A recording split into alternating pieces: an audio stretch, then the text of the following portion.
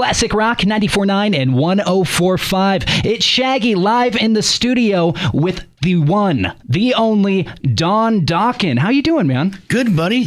Good to be in Idaho. We haven't been here in a couple of years. We were supposed to play here last year, and something happened. And, man, everybody was bummed. And that was tough. I got a lot of Facebook backlash, and it wasn't our fault. Well, see, with that, I mean, the thing that you need to know, I guess the people who were financing the show decided to back out like last minute. And they're like, yeah, you know, we're just not feeling it. And ticket sales aren't where we want them to be. But what they don't understand is in eastern Idaho, much of the Northwest, people don't pre-buy tickets. They show up right then. Exactly right. We had a gig about a month ago. It was a small place, like 1,000-seater. And the guy was panicking. They had sold 250 tickets. So then I went on the radio. And I said, well, let me go on the morning talk show. Went on the talk show. They're ready to pull out. Then we got it up to about 350, 400. And I said, but I know that town. They're all going to show up on Friday, get their paychecks, get off work, go home, feed the kids, kick the cat, and they'll show up. Sure enough, we're oversold out. And this guy was pacing back and forth. And he said, I want to cancel. And I said, well, I've already booked plane tickets. We're flying there. Yeah. And you're going to lose your deposit. And I said, you know, look, if we all knew that every show sold out and you make money, we'll all become promoters. Exactly. If we know it's guaranteed you'll make money, who wouldn't want to be a promoter? Yeah, there's a risk. But the big boys, the pros we've been dealing with for years, they know the drill and they know Dokken. We do have a lot of walk-ups, you know. And we sold it out. We sold out our last 9 shows now. And some of them, like the day, I always check the sale. Okay, what's the size? 2,000. How many we sold? 800. I go, ouch. You know, but we always, you know, seem to pull it off last minute. Or if things are soft, we come and talk on the radio like I'm doing right now. Exactly. Yeah, I know a lot of people have been skeptical, you know, because the Rock Fest last year got canceled. And so people have been calling me, is Dokken really coming this time? Or are you sure? I'm like, yes, they are. We're here. Can you just assure everyone you are playing tonight? Mm-hmm. We showed up last night from a long day of travel. And I don't care if there's 50 people. We're going to come and do the same show we do every night and just go 100% all in. Exactly. Now, what can people expect from the Dokken show tonight? Well, tonight, you know, we're in a dilemma. You know, there's so many hits we had, and we want to play the hits. Mm-hmm. But we also like songs we wrote that we're fond of. We wrote in the 90s, the 2000s, and you know, our career just didn't stop in 1988 at Monsters of Rock with Back to the Attack. So we throw in some songs that were later on. We were doing the song Mad as Hatter, wrote it in 98, Too High to Fly, wrote it in 94, and on and on and on. But tonight, I think we're going to go, since it's been several years, we're going to do just a straight up hit show. Like Breaking the Chains, Into the Fire, It's Not Love, The Hunter, Tooth and Nail, God, you name it. In My Dreams, Just Got Lucky, It's Not Love. It's going to be a hit show. And then we'll throw a couple of fun songs in there, like Too High to Fly. We like doing it. It's a chance for John to shred. It's kind of Doorsy. Oh, yeah. You know, and I like that song. It's very Doorsy. And we're just going to figure out, every night in the dressing room, we just kind of sit down and say, what are you in the mood for playing tonight? You want to throw in Heaven and Sand? You want to do Burn Like a Flame? What do you want to do? You know? See, I like that because I know a lot of bands, when they go on tour, they're like, all right, here's our set list for the whole tour. Yep. You know, and they just play the same song every night. So people following the band around are going to see the same show every night. Correct. But they complained about that. Yeah, mm-hmm. we were doing that. And the guy goes, oh, man. I said, Doc, it was the exact same show. Duh. And I said, well, okay. So we start mixing it up. So now, you know, I'll throw the boys up for a loop. They'll know the next song is whatever. And I'll look down at the set list. So I'll go, I'm not feeling it. Yeah. And I'll just go, let's do Mad as Hatter. I thought we were doing This Not Love. I said, we're supposed to be doing Alone Again right now. I go, I'm not in the mood for a ballad. Let's push it down the set a little bit. There you go. It just depends spontaneously. I look out in the audience. It's a spiritual thing. And if the energy's there, you know, you're kind of on a fast track. And if the energy's not there, it's my job as the front man to get the energy up. Mm-hmm. And I always tell them, you know, if you guys don't want to sing along, you probably shouldn't be here. Exactly. That's what I'm talking about. Now, I went and saw you guys in Salt Lake a couple months back when Lita Ford opened up for you. Mm-hmm. And I noticed when you were on stage, you were playing a guitar that I wasn't familiar with. You and John both. Yep. It looked like you were playing the same brand. What kind of guitars are that? And why did you switch from that from like your Gibsons? My Gibson got stolen, which is probably the biggest heartbreak in my life. I had that Gibson Les Paul Custom my whole career. Beautiful guitar. Yeah, it was called a Tuxedo. It was all black except the face was white. It got stolen, and I'm an idiot. I didn't write the serial number down. Man. I had it. Yeah, I wrote it down. I had it in the case. So this is kind of day before the days of, the internet, and I really wasn't organized. So the guitar got stolen out of my house, and I kept thinking someday it'll show up, because they only made like 5 of them. It was called they made it for Peter Green. Peter Green had been in a mental hospital or something, and they finally sold it to me. It was hanging on the rack for years. So it's gone. So I played my Wolf forever, which is a custom-made guitar with these wolves on it with teeth. And so John was sponsored by Charvel, and he finally gave me one of his. He's got about 20 of them. And I said, well, can you just give me one of those? Because my Wolf, I said, if it gets lost or stolen, it'll be like my kids getting kidnapped. Yeah. I got to put it away. I got to retire it and just use it on records. And I've used it on every record. So I got this new guitar I'm playing. That's silver. And it's a Charvel. It's this custom made by Fender. And then I have a new guitar that I'm supposed to get at the Whiskey on Sunday called an LTT, custom made for me, all certain specs for me. But I've been waiting 6 months, and they keep giving me the next week. Yeah. And I said, guys, if this takes this long to make a guitar, you guys are going to go out of business. You can't spend 6 months on one guitar. And I go, we want to get it right. And I said, it'd be an expensive guitar, man. Yeah, I got red fret markers at red abalone and certain body style and a certain paint job. It's just black. It's just black and beat up, and worn out looking. It looks like it's been put through a meat grinder. Yeah. So it's nothing fancy. Back in the 80s, people wanted the fancy paint jobs. I remember CC DeVille always had tongues and stuff. And so I've been playing that silver one and the same one John's playing. But John's got 10 of them, but for some reason, like a girlfriend, he likes this one guitar. They're all the same. They're all built exactly the same, but you pick it up and that's the one. Hi, Mom, I'll be home in a minute. So that's about it. So yeah, and plus I'm playing guitar a lot more now. Yeah. So I'm playing like 4 or 5 songs a night, which feels good again. In Dokken days, first 2 tours I played guitar, and then the record company said, you need to put the guitar down. I'm like, why don't you just tell me to stop going to the bathroom? Because they felt I should, in the 80s, everybody had their David Lee Roth or their Bret Michaels or their front man. And they go, you can't play guitar and sing. I said, well, I'm kind of going down the ways of Dave Manichetti. I'm a Y&T fan. I mean, why can't I play guitar and sing? Exactly. Well, see, it's kind of funny because when The Who was starting out, then Roger Daltrey, correct. Then they're like, well, what are you going to do? You don't have an instrument. He's like, I'll make it work. And so it's kind of the opposite that way. They were trying to convince him to have an instrument. Yep. So I said, this, and it felt very strange. The first tour I did without a guitar, I'm like, what do I do with my hands? Mm-hmm. You got to hang on the microphone, and then when the solo comes, I'm like, now what do I do? Am I supposed to dance? And I don't dance. Just kind of clap. Yeah, clap along. Raise your hands up. Come on, guys. Take a break. So you just learn by watching your peers. We've toured. People say, who have you toured with? I said, you're asking the wrong question. The question is, who haven't we toured with? Yeah. So I watched Kiss, and I watched everybody. We toured with AC/DC. And he plays guitar on stage, a couple of songs.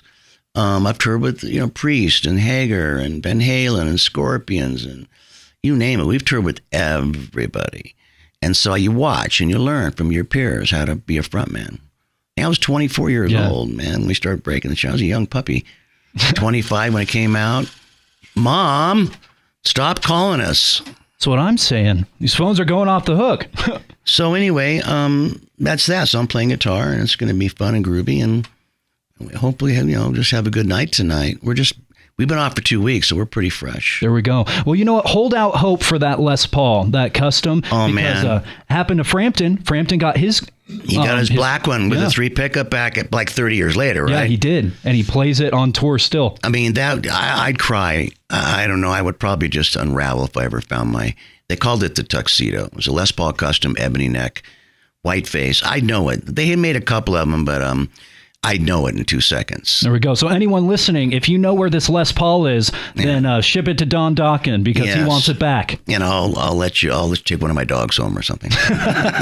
There you go. A Les Paul for a dog. Fair trade. Fair trade. So I want to clear up a rumor. When I was in high school, I had a really good friend. His name was Braden Daly. And he told me, he's like, yeah, my dad used to be in Dokken when they were first starting out. Really? So was there ever anyone in your band with the last name Daly?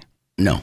Okay, then he's a liar. I just want Daly? Yes. No. I knew it. Braden, if you're listening, you're a liar, and I knew it all the way back in high school. No, I knew everybody. I mean, the very first Dokken, we went, Bobby Blotzer from Rat played in Dokken, Warren D. Martini from Rat played in Dokken, because it was kind of this incestuous musicians jumping around in Hollywood. Everybody was playing with everybody.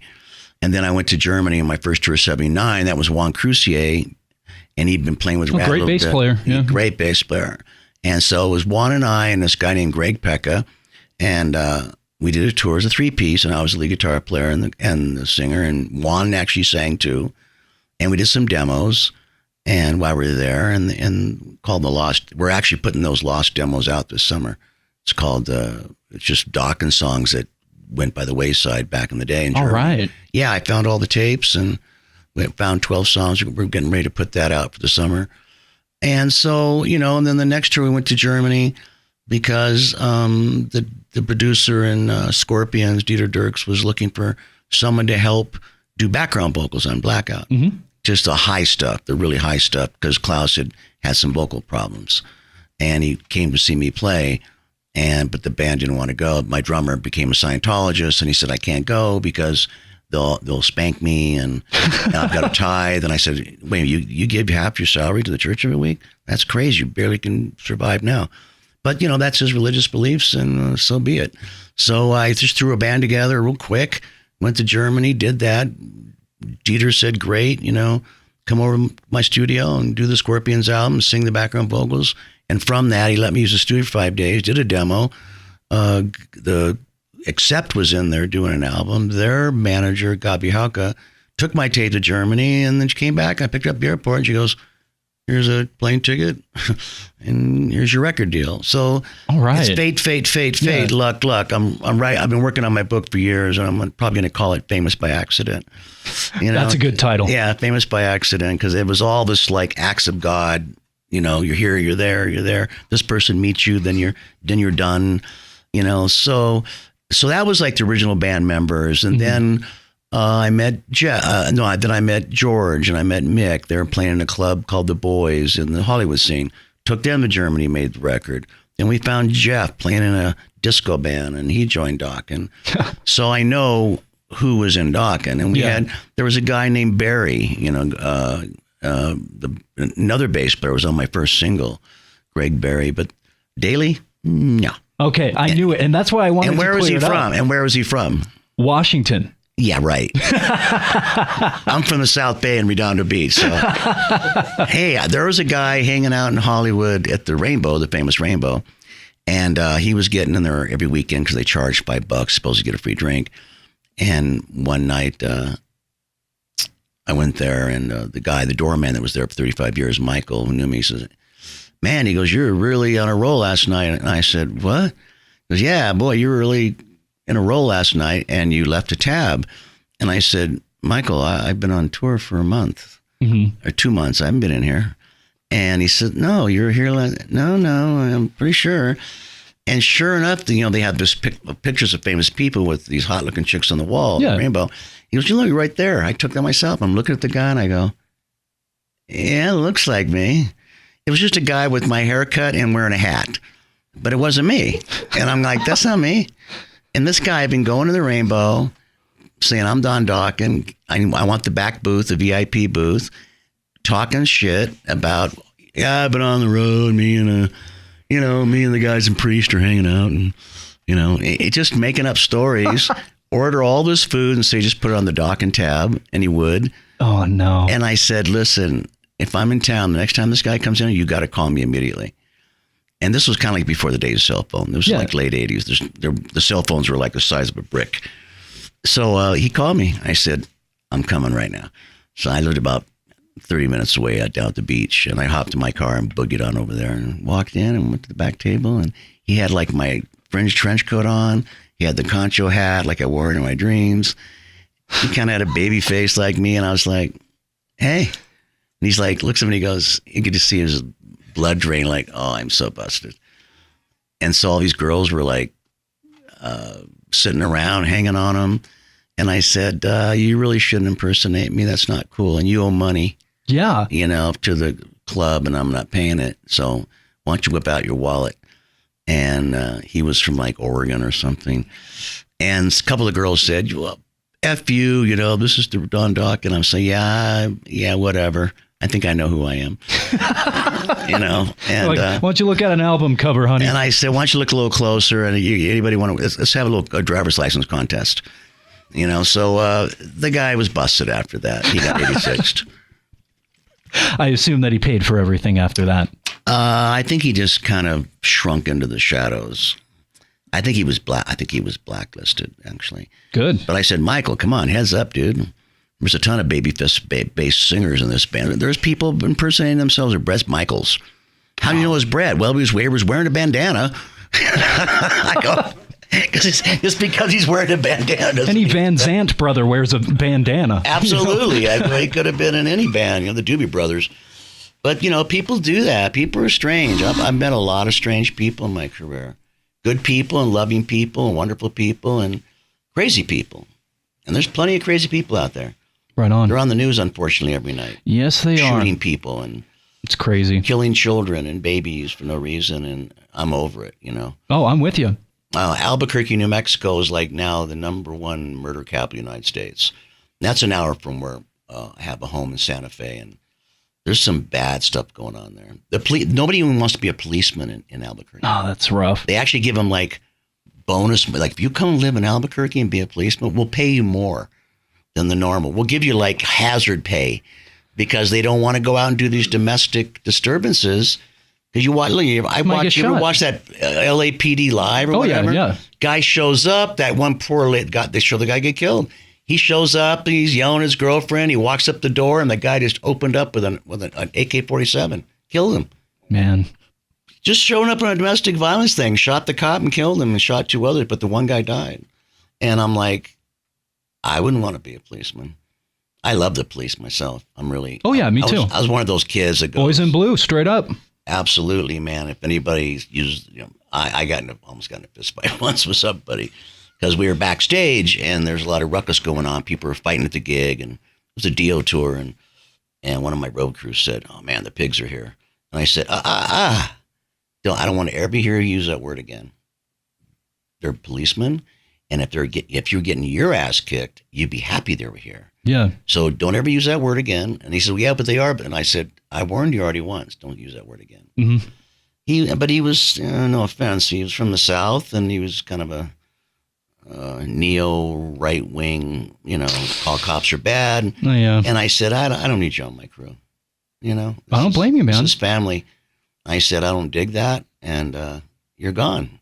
Here's your bus ticket. As you should. Yeah, that's what I like about East Idaho. I mean, I got a couple East Idahoans here, too. I mean, we're all big supporters of the law enforcement and firemen, EMTs. It would be, chaotic society without the police department, firefighters, and police. Yeah, it really would. And I'm seeing that like be you said, Mad Max. Yeah, it'd be Mad Max, yeah.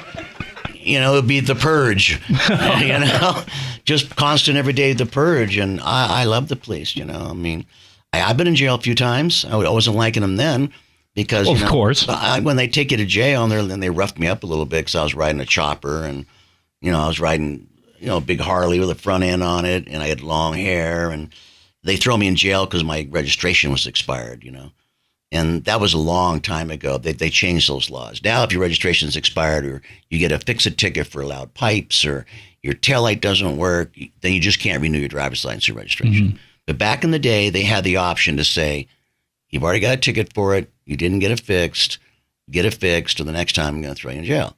Or they can be idiots and say, I'm taking you to jail. Oh, yeah. I'm like, you're going to take me to jail. And I'm leaving my Harley sitting here in a bad neighborhood with no lock. And I'm going to county on a Friday night, which I know how that works. You have to sit on the bus and they go to every single substation. So you're on a bus for about 8 or 9 hours, handcuffed, and they give you bologna sandwiches. Then you show up at county. No mayonnaise either. Yeah, what's the deal with that? I mean, you guys can't afford it. I mean, if you're going to go to jail, you should always keep like those little portable packets of mayonnaise. If you got a warrant, a little mustard on the left, Excuse me, officer, could you take the mayonnaise out of my belt? Yeah. Hey, dude, you got a cigarette? I'll trade you a pack of mayonnaise for that cigarette. But if you go to jail on a Friday in L.A., that's bad because you have to stay on Saturday and Sunday. Yeah. And then you got to go see the judge on Monday. And always when you have a stupid ticket like that, usually they let you out on OR on recognizance. Yeah. But when you spend a weekend in jail, all the drunks want to go to jail because they're freezing. So they'll just throw a rock through a window and get arrested on purpose. And then they throw in your cell and they're vomiting on themselves. And that was a good thing because I had this happen a couple of times and I was like, I don't want to ever do this again. What are you in here for? I know, I cut my old lady's throat. She pissed me off, cheated on me. What are you in here for? Oh, nothing. I just, I shot a cop. And what are you in here for? I go, oh, it's pretty serious. My registration's expired. Sitting in there with all these murderers. Mm-hmm. Yeah, my registration, doing some hard time for this. I'm going down for this one, man. And so, but when you do that young, when you're like 20 years old and 21, you learn to just take care of your shit. Oh, yeah. Just take care of your stuff, man. Straight up. It ain't worth it. Then they changed the law. I actually voted for that because there's too many people in jail. Tail lights and parking. I remember there was a guy in jail once. I was spent a weekend in jail. This guy was in for something like 97 parking tickets. Jeez. 97. He was going to USC. He deserves it. And he couldn't afford the parking permit to go to college. So he just parked on the street and just let him, he just take the tickets, just throw them away. Sounds like my little brother. Yeah. Can't pay. So you just park on the street, get the tickets, toss it. And he got caught. And the guy went, holy moly, man, you got like 97 warrants for your arrest. Jeez. I mean, but those college campus parking tickets are only like $10 each. So, but if you don't pay them, they triple. Oh man! See, yeah, well, he's screwed. I've gotten tickets $36 in L.A. or Beverly Hills area, Hollywood. It's $36, but you don't pay it, it goes to $87. No thanks. It can add up, and I think they want you to get a ticket. I mean, I've literally had my car put money in it, and it goes ting, and that person now it's all GPSed. The girl's sitting on her little cart. And they have the electronic, it pings you. If that thing goes to 0 and your time's up and you're running out, wherever the store or something, she's already writing that ticket up. It's money. They don't care. They don't care. And you beg. They have no soul. They're brutal. You beg. Go, oh, come on, man. She's like, sorry, you should have put the nickel in 5 minutes ago. So, but that's L.A. Got the nickel right here. L.A.'s gone to hell. California, they have a whole city now, Santa Monica, that they ban smoking outdoors. Outdoors. She can only smoke indoors? Well, nobody knows. You can't smoke outdoors. You can't smoke on the beach. You can't smoke on the strand. You can't smoke in the shopping. Outdoors. I said, but this is the universe. You don't own the planet. You don't own the atmosphere. Yeah. Well, we passed a law in Santa Monica. There's no smoking allowed outside. And they said, and we're going to try to pass a law that you're not allowed to smoke in your car. And I'm like, but that's your private space. Now let's take it what happens now? No smoking in your house? I mean, smoking is bad for you. Smoking will kill you. Yeah. But that's a choice. But no one's going to tell me what the hell I was like, why don't they make a law that no one's allowed to drink Jack and Coke anymore in a bar? You're only allowed to have martinis and Mai Tais. I mean, where do you stop?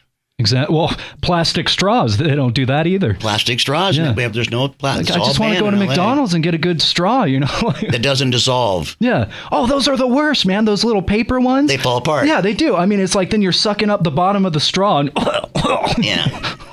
They should make them edible. Remember the old swizzly sticks or whatever? Oh, yeah, like the little chocolate milk ones. Yeah, remember that? Yeah. You could use it as a straw and you could eat it. Now that's an idea. Yeah. Edible straws by Don Dokken. I think. Yeah, I can make it for you. Get together with Gene Simmons and make it happen. You make it with sugar. I'm going to go over to Gene's house and make it happen. He's always got a million ideas. So, but it's cool. I'm just, my whole thing, I've been so focused on the band my whole life. It's the band, my dogs, and I'm a gardening freak. I'm a landscape nut. I might need your help then, because I'm going to start a garden and don't know what to do. Oh, you sound like John. Yeah, he bought a house and he's like, what do I do? The house is getting flooded. There's water running down my yard. His swimming pool's full of mud. I'm like, what the hell's going on? So I went over there and I helped him out. But I have 13 acres, so it's going to keep me busy the rest of my life. I'm the chainsaw massacre guy. Leatherface. Literally, I got 2 of them now. I had to buy 2 because I ran out of gas and I don't want to wait. Or they get hot. I have an electric one that's just battery operated. Mm-hmm. But when you got 1,000 trees. I'll see what you got to get is the Milwaukee battery powered chainsaw. Milwaukee is where it's at. Milwaukee, that's like the Ferrari of chainsaws. Oh, they're great. My dad got me into those, and I actually just ordered a Milwaukee trimmer and edger yesterday. It's battery powered. Mm-hmm. I'm like, oh, I can't the new wait. battery powers, they're really powerful. They're wonderful. Because I got to go up the hill. M18, 9 volt. Yep. And 19, and you go up the hill, because if I'm way up in the hill, my property kind of goes up a mountain. And you have to keep the trees trimmed about 4 feet to the ground. Mm-hmm. Everything on the ground, if it catches, is going to go up like a Molotov cocktail. And you also get what they call ground rats. The rats that the branches grow on the ground, they make nests and stuff. And they're big, gnarly looking rats. So you got to cut these trees, man, and trim them, shape them. And yeah, totally, they're cousins. And unfortunately, pinyons, they're messy and they die. And we had a beetle blight where we lost something like 1 million trees 6-7 years ago. 1 million. These beetles came and got into the wood, but they only attacked the oldest trees. The bad Beatles, not the musical ones. No, okay. Not the good Beatles. But about to say, Paul McCartney and Ringo just coming and destroying all the trees. I didn't sound know, like them. I didn't know about that. I bought the property. I was like, I'm climbing up my property. I see these giant trees rotten and laying on the ground. And what's with all these dead trees? These were the good ones. These are the big healthy ones. Firewood trees. Beetles, man. They call them beetle something bark trees. So I went up there. I just chopped them up, made them and dragged them down the hill, and everybody thinks I'm either in the studio or at the Rainbow. And what are you doing? I'm like, I'm chopping up a tree, man. Don't worry about it. Just chopping. I had to stop, though. I was cutting trees down last summer. I knocked myself out cold. So. Oh, no. Yeah, that was kind of a... How'd you do that? It was a good reminder of just, anything can happen in anybody's life at any moment. You just don't know. You can say, won't happen to me, won't happen to me, won't happen to me. But I was just cutting a tree and... tiny branch, about 2 inches around, and my chain flew off. So I put the chainsaw down, and I just thought I'll just push on the branch and, break it off the rest of the way. It did. It was like a boomerang. Yeah, it just literally, I pushed really hard, and it broke, and it came up and hit me in the head. Oh, man. And all I remember is I was down. And it was like, I was like the Tweety Bird guy. You had the little birds, flying around my head. And I hear this... Well, what's that whistling sound? And my ears are ringing. And I'm like, what the heck happened, man? And I touch my face, and I'm like, and then I kind of, when you touch your face and you see blood, you're like, uh-oh. Something's wrong. It was covered in blood. And thank God this thing just missed my nose, or would have crushed my nose. Hit me across the eye. I had this big, giant cut across my face. And I went, well, that rang my bell. So I got up and kind of stumbled back in the house and washed my face and looked. And I was waiting to see, like, all right, how bad, So actually, it knocked out 2 teeth. So I lost 2 teeth. It broke them off, broke 2 teeth off. Had to go to the dentist. Because what happened to your teeth? You broke them. You still doing karate? I go, no, not anymore. Yeah, I got karate'd all right by a pinyon tree. So you had to cap my teeth and all this stuff. The joke was on me. I didn't want to pay the guy. The guy wanted like $100 to do the trimming. And, it was cost me $4,000 in teeth and dental. So I learned my lesson. I'll give you the $100 to do it. You do the work. So then the guy shows up and he's like, I got one eye. And I'm like, I waited for a while. He has a patch, and he's an older guy. And he said, I've been cutting trees for 40 years. And I said, well, what happened to your eye? Well, I was cutting a tree once, and the branch fell. I'm like, yeah, I know that story. And there was a little piece of the branch was sticking out, and it poked his eye out. Oh, man. And I went, that could have been me, because it went right across my eye. So I went, okay, I'm only going to make firewood from now on. I'm going back to the sledgehammer and wedge and just make cords of wood. Mm-hmm. Yeah. But I do love my chainsaw. Chainsaws are great, man. They're fun, man. It's a masterpice. Get it out of your system, man. Exactly. It makes you feel like a man. Yes, cutting man. things. Look at my beard I got today, man. Exactly. All I need is a bear as a pet. I'm ready to go. Yeah. Well, I mean, it's like you were saying. You never think something's going to happen until it happens to you. I've been carrying a gun lately. My wife is like, why do you carry a gun everywhere? I'm like, you never know. You never know. I'm like, what if we're in a movie theater and someone decides this is the theater I'm going to shoot up today? Yep. What if we're in a grocery store? Someone decides to shoot up the grocery store. You never know. And then they'd say you're paranoid, but I'm just every day. The schools, these kids, 16-year-olds, and the girl didn't like me. She wouldn't talk to me, so I'm going to blow her and her girlfriends away. Yeah. And there's a lot of crazy people out there. And the guy in the factory last week, or he got fired from his job and he went in and killed 4 employees. And it just goes on and on and on. And that's when you'd say, it'll never happen to me. Yeah. But if if I'm in a movie theater, I'm pulling the trigger. Yeah. I'm going for it. I believe in stand your ground. Exactly. Stand your ground. I don't want to be a victim. I don't want to be shot. Yeah. I mean, it's like the past, couple big shootings that we've had. All those guys were brought down with someone who was just there with a gun. That's right. A security guard or somebody took him out. I mean, God forbid that ever happened to me, but if it does, I'm prepared. I'm there. I know how to use a gun. And if you're going to go, you want to at least have a shot. And exactly. Protect your loved ones or your family. But I'm not a real proponent of everybody should have an M16. Well, either. Of course not. No. And you can't say that around Ted. I don't think you can have an M16. I think AK-47. Yeah. Or a Maleshnikov. Get yourself a little submachine gun from Russia. But, those are pretty legal. But I don't. I have this conversation with Ted Nugent, while Mick played with Ted. Oh, that would be a long conversation with Ted Nugent. Oh, yeah. I'd see him because, Mick played with Ted Nugent and Dokken for 9 years when we were on tour with Ted. And at the end of the tour, Ted gave everybody a gun with their name on it engraved and everything. Oh, that's nice. Cool. Yeah, he gave them all a gun. And just like a 1911 or something, or yeah, I don't know what he got him. I think it wasn't an AK. It was a rifle. Oh yeah, it was a rifle. Okay. Oh yeah, not a pistol. Going all that? How? No, Ted? he went all in. They all got these cool rifles. Back, my engineer was working for me tonight. Worked for Ted Nugent. I think he gave him a rifle. I think it was. Maybe it wasn't something like. I don't think it was a multi-shot. Maybe I don't know. Semi-auto. Semi-auto. Unless you want to follow the pin down. I'm not trying to encourage anybody. Don't file the pin downs. Don't file the pins down. But I don't think it's. But so Ted and I have talked. I've known him my whole life, and we've had the conversation. I just don't bring it up anymore because it's a wasted conversation. I don't think anybody needs to go out hunting deer with a AK-47. It just doesn't make any sense to me. Probably not. No, and you can't carry one into the restaurant or the movie theater, like you said. But everybody should have see, in California, we can't have a gun. Yeah. Can't be concealed. It's almost impossible. If I try to get a concealed weapon, they say, yeah, but weren't you arrested once for your taillight being out? You're going to kill someone. You're a risk.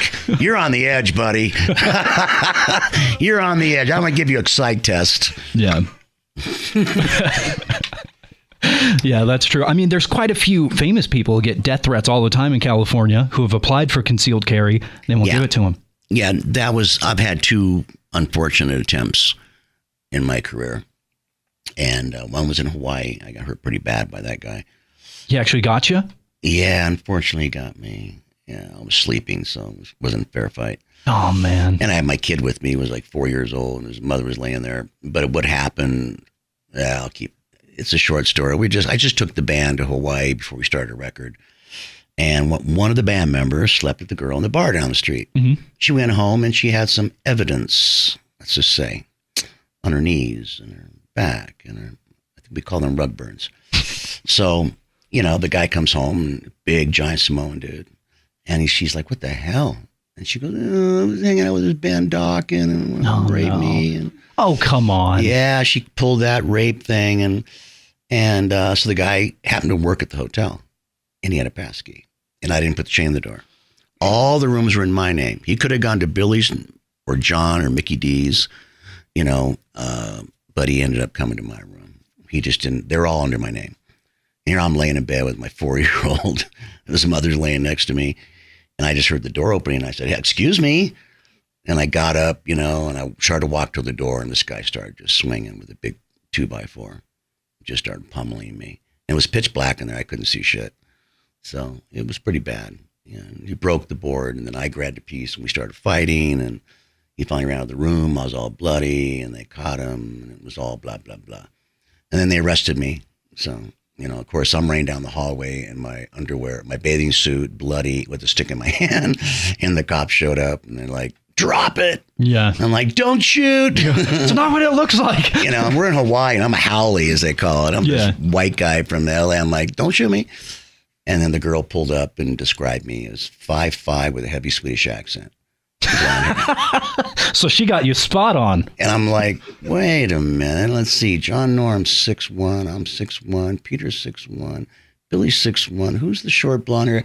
Mickey. Mickey D. Right before I went to Motorhead. And so they went to Mickey's room. And he's owned it. Yeah, man. I shagged the hell out of her. Yeah. I met her at the bar and went to her room. We just, just being adults, And she raped her. He goes, Dokken. Rape? He goes, she raped me. And luckily the bar said, she's the local hoe. And she does all the tourists. She's the local hoe bag. And so that went well with Mickey. Yeah. And the whole bar next to the Westin Hotel said, oh, dude, Mickey was trying to play pool and this girl just would not let him alone. She was humping on his leg. And so, she's the hoe bag. Unfortunately, the guy came and got my room and he was big. Oh, I bet. Samoans are not small people. Yeah, he messed me up. I've been dealing with that for 30 years. My back still got scar tissue and a couple of fractures in my spine, and I just deal with it, acupuncture and yoga and stuff. Yeah. He got me pretty good. Well, sounds like I didn't blame him. You know what? I wasn't mad at him. I thought, hey, man, if my girlfriend came home and said she was raped and she knew who did it and where he's at, man, then I would be getting my 9mm. Yeah. This didn't know. I wouldn't kill him. I'd just shoot his toes off. Just or maybe something, an appendage is a little higher. Or just his big toe, so he couldn't balance big right. Toe, yeah. The toe in the middle. Yeah. I mean, he didn't know his wife was a hoe, so. Apparently he didn't, But you got to feel for the guy somewhat in that aspect, right? I did. He was trying to be but I mean, he should have called the cops. But vigilante justice doesn't do anybody any good. No. But that was a bummer. Because our last night, I was all chill and mellow. In Hawaii. Oh, yeah. I think I'd smoked some kind of weird cigarettes I found over there. What are these funny things?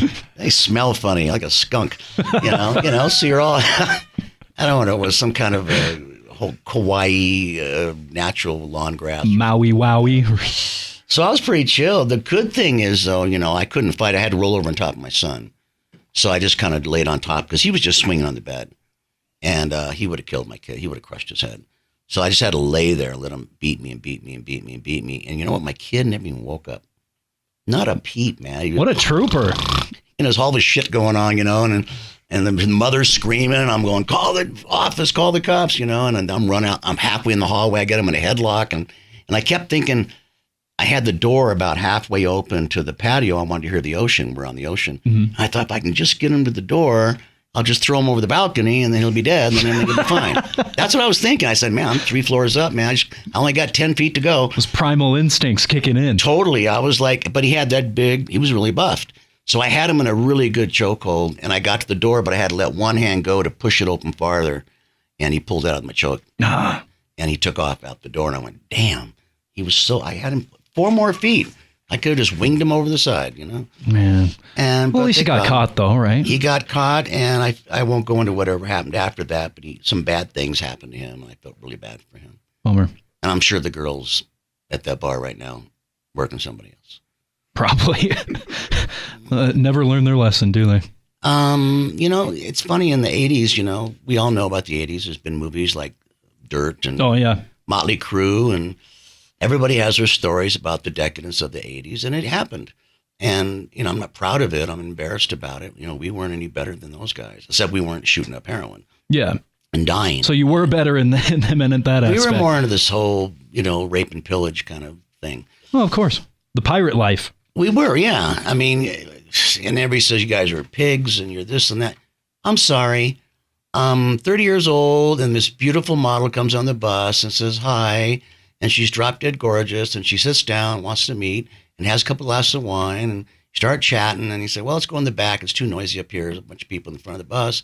Go in the back of the bus. You start drinking a couple of cocktails, start kissing, and it's on. Yeah. And that's Monday. That's a day off. And, you know, and it happened. I mean, I'm not proud. It happened. And it happened on everybody's bus, you know, unless you were like Rob Halford, you know. Yeah. Well, then I was on the Priest tour. Yeah. He's a, you know, that's the way it was. Mm-hmm. And I did the Priest tour. And it was kind of funny. That was kind of before he came out. And people say, you're Rob Halford's gay. And I say, I'll knock your teeth out because he's my hero. I love Rob Halford. Mm-hmm. And we were doing the Turbo Lover tour. I said, dude, look at him, man. He's as macho as they come. He's all leathered up on his Harley, man. Come on, gay my ass. You know, and then I think it was one day I was just in the hotel or a day off, and I'm looking down at the pool, and I see Rob laying by the pool. He kind of has some Speedo bathing suit on, you know. There's this big buff dude. It was like his bodyguard, and he was putting lotion all over him, but he just getting a little close. Like, see how metal he is? He doesn't even care. Look at that, you know? He doesn't even care he's rubbing the lotion by his junk, you know? And then it just kind of hit me like a rock. I was like, oh, I think he's gay. But, I mean, I had done half the tour. Yeah. Like vehemently defending Rob's manliness. Not that he's not a man because he happens to be gay, but, you know, people saying that offended me. I said, don't be talking about my boy Rob, you know? And then he came out, I don't know, like, he didn't even come out on that tour. He came out, like, on the next tour. But it dawned on me on that tour. I was like, oh, well, no big deal. Yeah. Well, I mean, even if he is gay, he's still the manliest, most metal gay guy out there. Oh, you kidding me? Yeah. I stood on the stage probably every night during Turbo, just watching him. Oh, man. It's just the way he struts, his singing. And I understand about Dokken now when people come to see Dokken 40 years later and why they want to hear Breaking the Chains and The Hunter. And I get it now because I remember my apartment at like 21 years old getting the Sad Wings of Destiny album from Judas Priest. It was their second album, their first album. Rock-a-Rolla. That album sucked. Rock-a-Rolla was just a terrible record. They were trying to be a rock. Don't even admit that. Yeah. I mean, they were trying to be a rock band. It was just awful. So I bought this thing called Sad Wings of Destiny, and I'd listen to, Standing by my window. Great album. Something to Destiny. Just all the songs were just amazing. I wore it out. I had to go buy it again. But I remember sitting there with my chick, and my friends would come over and "Can I hear this?" And they weren't famous yet. They played the Whiskey. And I went and stood in line for 2 hours to see Judas Priest at the Whiskey. And I heard Sad Wings of Destiny. But when I was on tour with them, and now I'm getting my own fame, and then they're on tour in this big arenas, 15,000 people, and they're singing these songs. I had all these fond memories of me, 21 or 20 years old, listening to Sad Wings of Destiny, listening to Priest all night, and flipping the record over, and saying, someday I'm going to save my money so I can buy one of those really cool turntables that flips it over for you. Yeah. They had this fancy turntable that actually... Oh, yeah, like the jukeboxes. Yeah, they'd pick it up and flip it for you, That's when you know you're rich, Exactly. The turning turntable. Mm-hmm. I told Rob that I said it evokes a lot of memories. When I was a struggling musician, playing in bars down in Redondo Beach, and Mick Mars lived down the street from me, and he was struggling. Mm-hmm. And Mick and I hung out a lot, and he was in a band called Vendetta. And they just played copy songs, and a couple originals. And I remember Mick always saying, man, I'm not getting any younger. I don't want to do this the rest of my life. I want to write my own music, and I want to have my own band. I got these ideas. And I said, well, Mick, just go for it, man. And we used to have that long conversation. Mick and I, he'd ask me to come down and sit in on the fifth set. Mm-hmm. Fifth? The fifth set. I'm like, what are they, the Beatles? 5 sets, like they did in Hamburg. Yeah. 5 sets a night. And I said, yeah, I'll come down, I'll do the Purple set. I know those songs. And Mick, I remember saying, I'm going to run this ad, and, looking for a whatever, blah, blah, blah. And, the rest is history. And he got Motley. And Mick came up with the song. I remember Mick had the name Motley because they were called Vendetta, and they'd play for 4 weeks at a bar, but the bar was saying, well, now we want to get a different band. We don't have the same band all the time.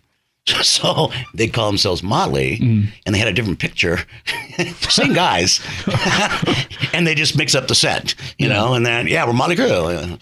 So it's the same band. It was hilarious. That's funny. Yeah, I remember that, but Mick didn't talk about that in his book. But I remember he came out. He was calling himself Motley, so they could just stay in the South Bay and keep playing the same place. Okay, you just don't wear the same clothes, and we'll mix the set up in a little bit, you know. And they all had made up names. I never understood that. I remember the bass player's name was Bear Slut. The drummer's name was Kinky McCool. And There's a name. Kinky McCool. That was all the right. drummer. He ended up getting in some band. They got a record deal. I saw him on Johnny Carson, actually. Don't know what happened to any of those guys. I just remember Mick did the Motley thing, and then I'd say within 6 months of him joining, 7 months, we were all showcasing at the Roxy. Motley and Dokken. It's in the movie, actually. Shows a billboard, Motley Dokken. Yeah, I saw that on the dirt. But yeah, we were showcasing at the Roxy for the record companies to come see us. And Tom Zutod signed him, like in the movie, and he also signed Dokken. He signed us both to Elektra. That's awesome. You should have put that first. in the dirt, man. Yeah, we were in it. Yeah, he signed us, and Tom and I became great friends. And, you know, and then Tom took me to Geffen after the Elektra days. So Tom and I knew him. Tom should write a book because he's signed a lot of bands. Tesla, Queen, I mean, he signed all of them.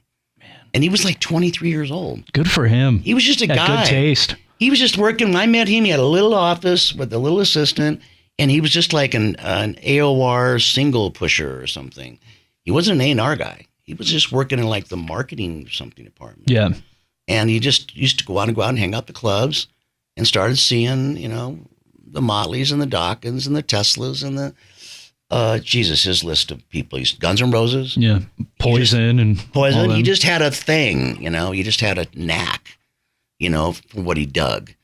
And so he signed us. So I remember that a long time ago. It was very insidious, very incestuous 80s.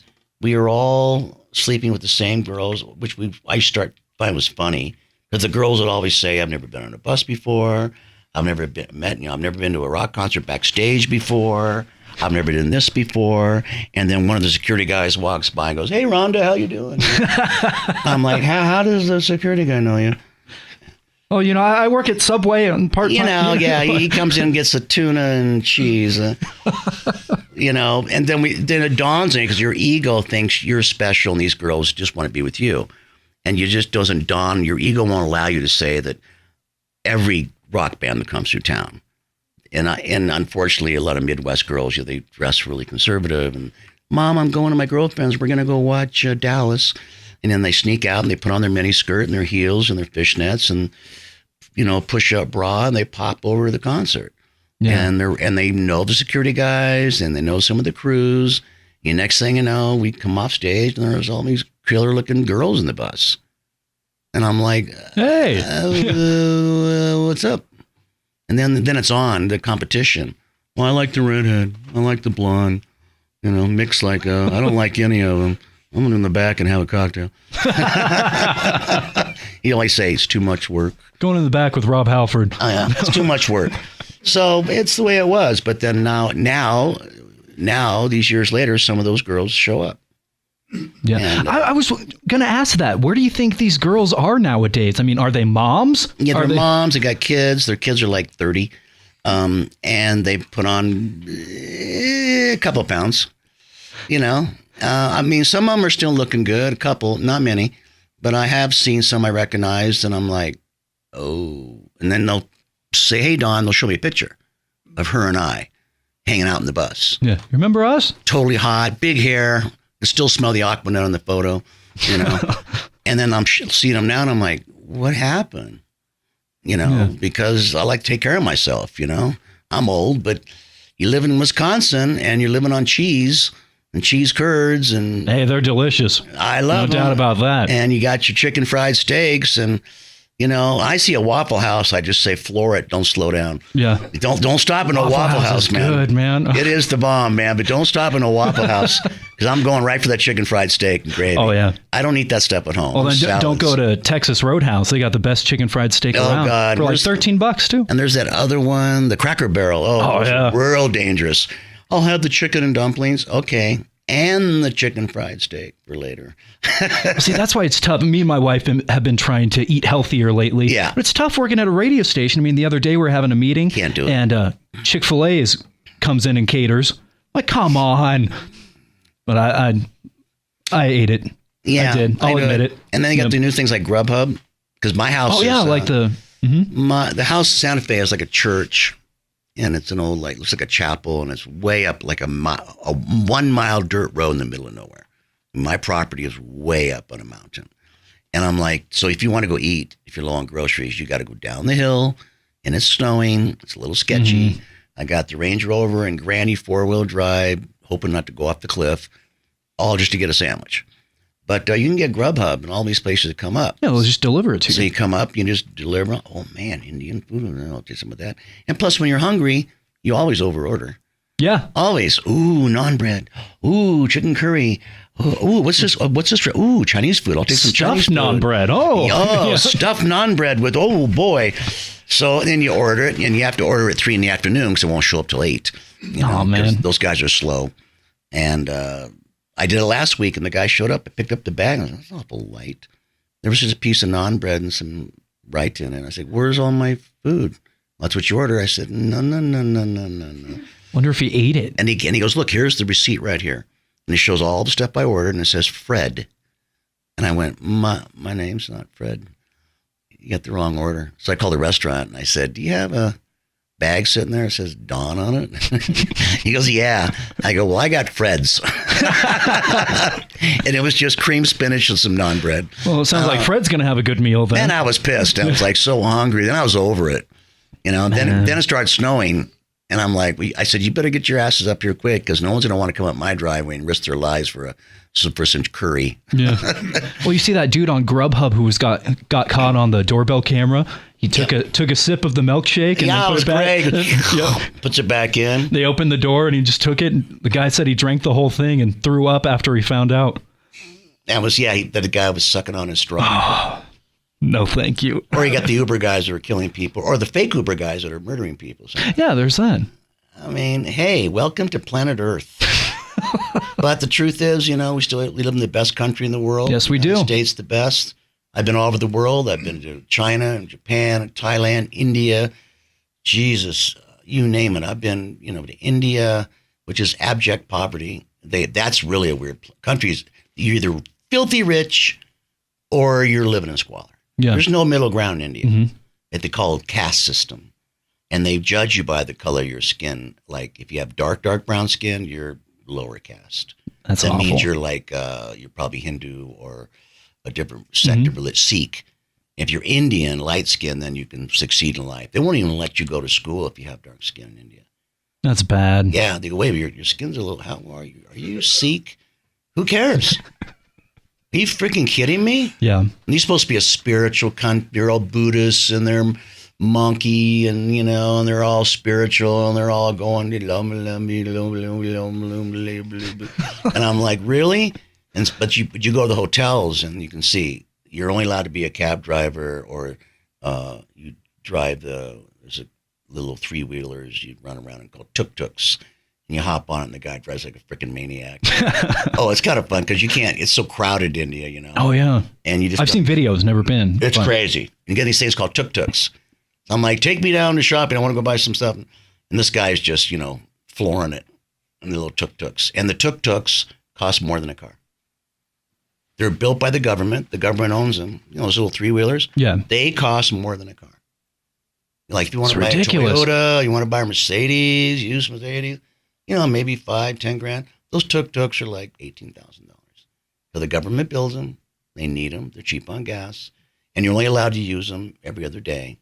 They have license plates now, like odd days or Monday, Wednesday, and Friday. If you have an even number license plate, you're Tuesday, Thursday, Saturday, because the smog is choking you.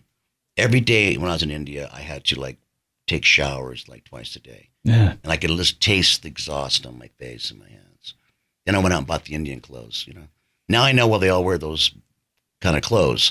So I went and bought the baggy shirt, the big bell sleeves, and the tie-up pants all made out of... Get a nice breeze in there. Oh, yeah. You can scratch your balls, you can do your pants. And I have tons of pictures of me at all these temples and the Taj Mahal. And I look like an Indian, yeah. There you go. Yeah, I was pretty tan. But it's kind of sad, and I loved it, but I never want to go back. But I just kept thinking, I like America.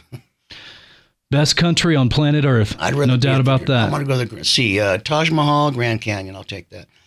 Idaho. Look, you got the Snake River. Oh, yeah. You got the Yellowstone. Yellowstone. Tetons, yeah. I mean, you don't need to get on some plane and fly to Thailand and go see a old torn up Buddhist monastery. Oh, yeah, there's plenty of beauty right here in our own country. Here in our own country. We're not thousands of years old. We're only a couple hundred years old. Taj Mahal, we got the White House, so same thing. Yeah, it's a good looking building. Yeah, we have an emperor. Exactly. Right on, Don. Well, I don't want to take. You go. Yeah, I don't want to take up too much of your time. I know you got sound check and things to do. No, just I call it my old man nap. Your old man nap. We just got to take a nap before the show. Nothing wrong with that. Absolutely. I'd take a nap in the middle of the day if I could too. That's the life right there. You know what? I sleep better. If I just sleep like 90 minutes, I get more rest than I do in 8 hours. I really do. But I have to rest, and then I have to do my ritual for the show. Sounds weird, but I get in the shower. I turn only the hot on. I close the door, take all my clothes off, sit on the toilet, and I do my scales. I warm up my voice. Yeah. With all the steam. You do the la la la la la la la la la la la la la. And I do that, and then you go, and it's gross, You spit it all up, Then I get in the shower, and I do my shower, and I warm up my voice, and that's what I do, And that's my everyone's ritual, got a routine. And then I get out of the shower, dry out, put my Spanx on, and, slip my leathers and there you go. I love it, man. Well, we're looking forward to the show tonight. 6 p.m. at the Hit Event Center in Idaho Falls. So you can get your tickets still at the Hit Event Center. You can get them classicrockidaho.com, Tsunami Tattoo and Smoke Shop in either Idaho Falls or Pocatello. So we'll see you tonight, 6 p.m. Anything else you want to say? Keep rocking with Dokken. That's what I'm talking about. Rockin' with Dokken. It's Shaggy for Classic Rock 94.9 and 104.5.